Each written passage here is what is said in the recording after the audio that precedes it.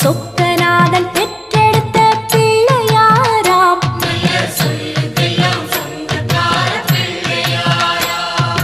கைலாய மலைய விட்டு தெற்கே வந்தாராம்.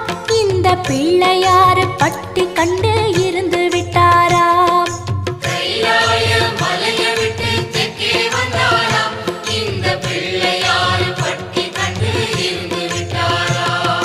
கணபதியார் வந்தாரம்மா, நம்ம உறவாக நின்னாரம்மா.